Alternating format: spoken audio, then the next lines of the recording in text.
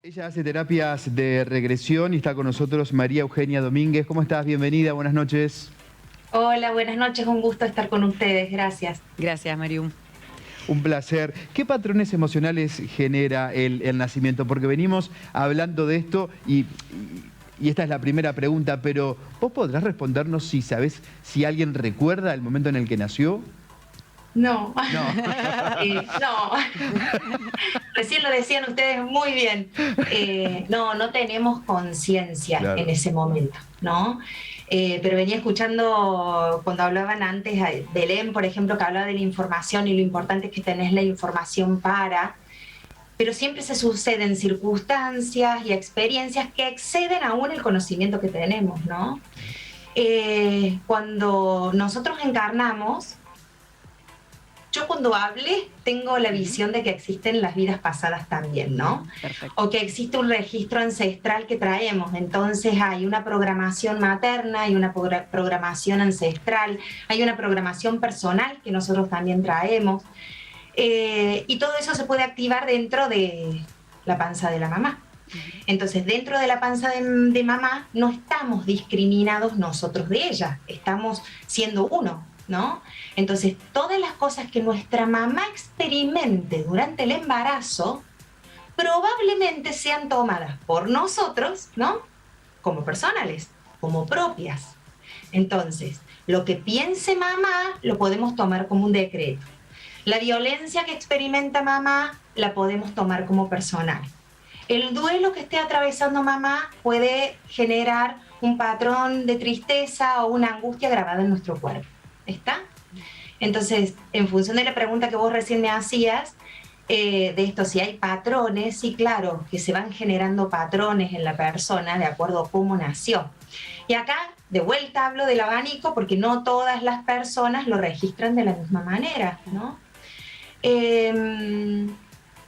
Se me ocurre compartirles algo que he tenido justamente, es muy curioso, porque cuando me proponen hablar sobre un tema, o anda un tema dando vuelta, empiezo a tener casos, ¿no?, sobre eso.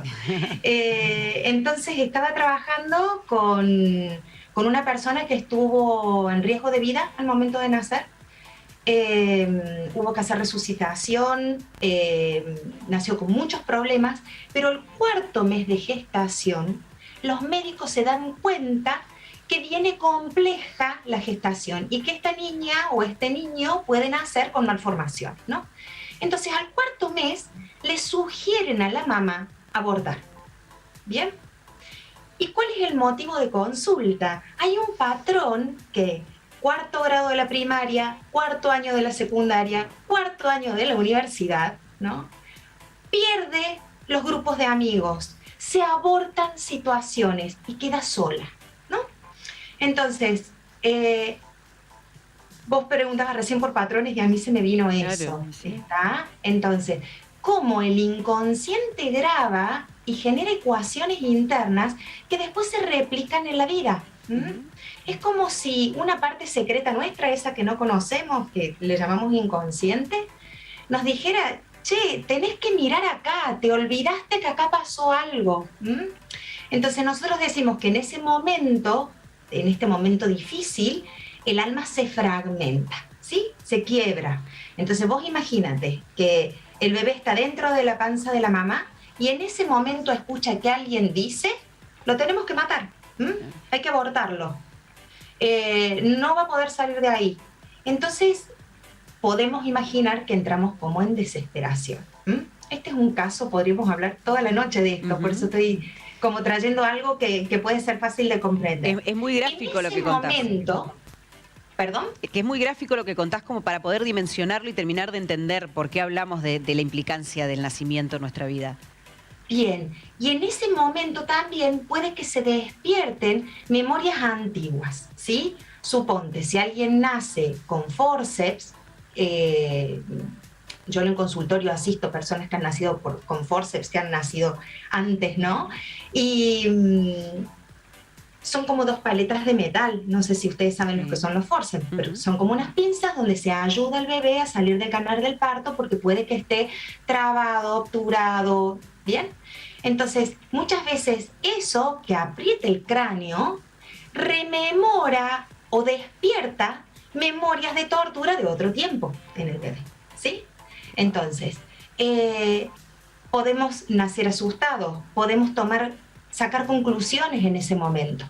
Entonces, acuerdo con Belén en esto que decía hace un rato, cómo ser cuidadosos del entorno, del contexto, de lo que los médicos dicen en la sala del parto, lo que dice la mamá, lo que piensa, lo que se experimenta, ¿no? Y respecto de los modos de nacimiento, que los dos más clásicos que conocemos son el nacimiento vaginal, que le llamamos normal, natural, o el nacimiento por cesárea, ¿no? Uno nos prepara para el mundo externo. Entonces, el nacimiento vaginal, nosotros estamos dentro del vientre de mamá, unidos a ella, en ese lugar de calidez.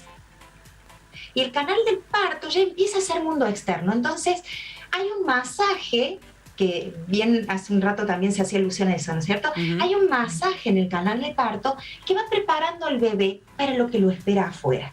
Entonces, yo no salgo de repente al mundo externo, sino que mamá me va como regalando ese masajito. Me ayuda en una transición hacia el mundo externo, ¿sí?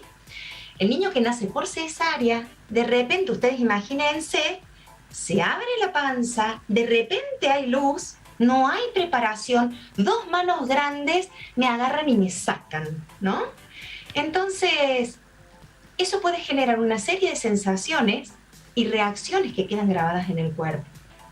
Cuando yo estudié como facilitadora de Riverding, que es la respiración renacimiento, una de las cosas que nos enseñaban es que a veces los niños que nacen por cesárea, ¿no?, entienden que los conflictos se solucionan si alguien nos brinda ayuda. Porque ustedes piensen que el primer conflicto a resolver que tenemos los seres humanos es cómo salimos de ahí adentro. Claro. ¿Bien? Entonces, del modo en que lo resolvimos, queda grabado como un patrón de supervivencia. Entonces, inconscientemente digo, yo cada vez que tengo un conflicto, puedo apelar a aquello que me sirvió.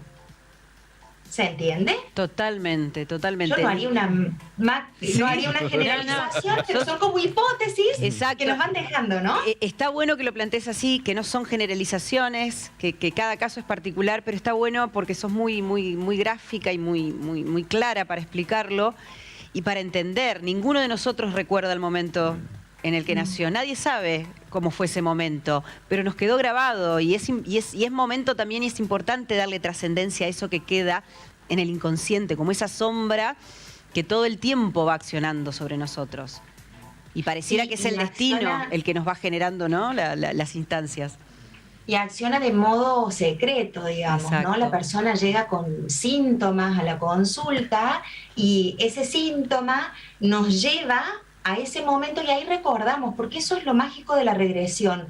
Recordás detalles que vos no lo sabés conscientemente. Entonces tengo un montón de consultantes que después de que hacemos la regresión llegan a la casa, consultan con la mamá, le preguntan al papá y las cosas fueron como les vieron, ¿no? Y a mí eso del trabajo me maravilla. Qué hermoso. Siempre hay un antes y un después de la regresión. Obvio. Le decimos a la gente que no tenga miedo si tienen la posibilidad de hacer alguna regresión, porque es realmente maravilloso lo que se produce en nuestro cuerpo a los días de haberla hecho. Sí, es así. ¿Tengo oportunidad de contarles una cosita más? Sí, cortita, por favor.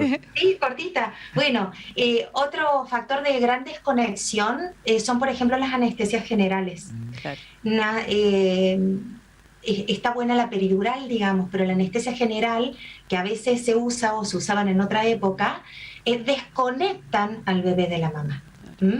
Entonces tenemos una mamá que no tiene conciencia de que el bebé nació, no hay contacto visual, y ustedes saben la importancia que tiene la mirada, y separan al bebé de repente de su mamá después de haber estado allí con su ritmo cardíaco, con su voz, y el niño puede tener la sensación de que la mamá murió, y eso genera también improntas, miedos, patrones, sensaciones de soledad, inseguridades y angustias. Precioso. María Eugenia, muchísimas gracias por este contacto. Estás en Córdoba, ¿no?